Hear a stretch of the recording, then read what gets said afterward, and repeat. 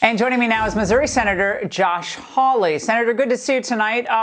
So it's Wall Street, Congress, the media, universities. They're all lining their pockets with a lot of money, and upsetting China with criticisms or concerns could upset the apple cart of these investments. So what now for Congress?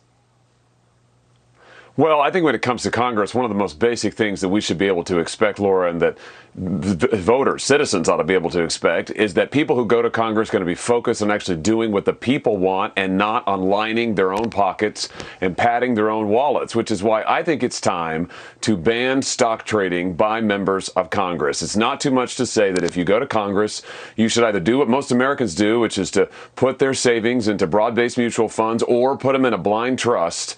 But either way, people in Congress should be focused on doing what the people sent them there to do and not what Nancy Pelosi has been doing, apparently, which is selling stocks and trades and enhancing her own personal wealth over all of these years.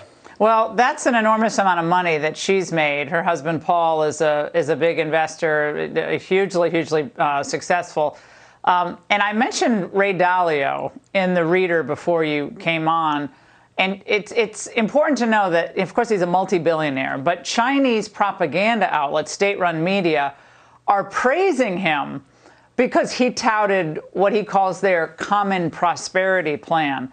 And he says China's common prosperity refers to affluence shared by everyone in both material and cultural terms. Dalio is a rare visionary in the U.S.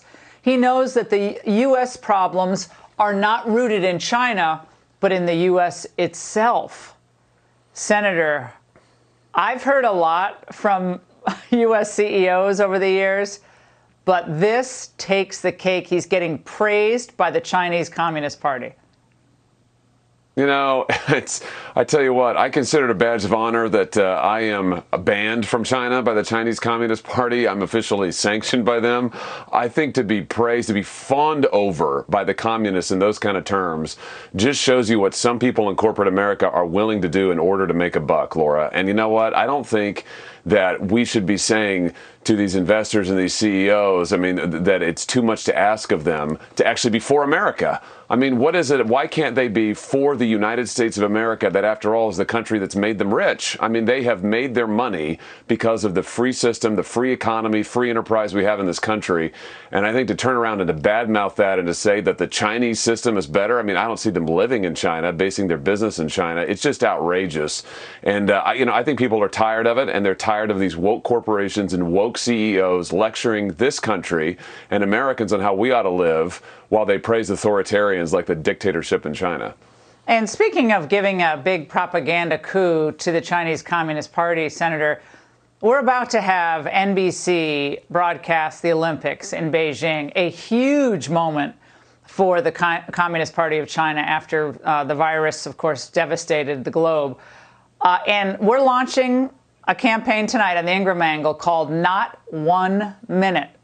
And that means we are getting people across the country to say they will not watch 1 minute of the Olympics because of what it does to prop up the Communist Party regime and all their subjugation and oppression of minorities and dissenters of the regime. Do you agree with this? Do you think we should be in Beijing? I absolutely agree with what you're saying and what you're doing, and the Olympics should absolutely not be in Beijing. And there's no way that we should be rewarding, the Olympic Committee should be rewarding this authoritarian dictatorship whose entire economy, can I just say, is based on slave labor. We know that they imprison their own people, they enslave their own people, and not to mention all of the theft that they've committed with regard to this country and the jobs and technology they've stolen from us. But they're the world's leading practitioners of slavery. I mean, there's just no way that we should be applauding that, propping it up. And I just want to say that, I wish our athletes well, but I'm not going to be watching NBC's coverage because I just can't stand to see another big corporation fawn over the Chinese government in an effort to make more money. I just think it's wrong. Senator, thank you. Great to see you tonight.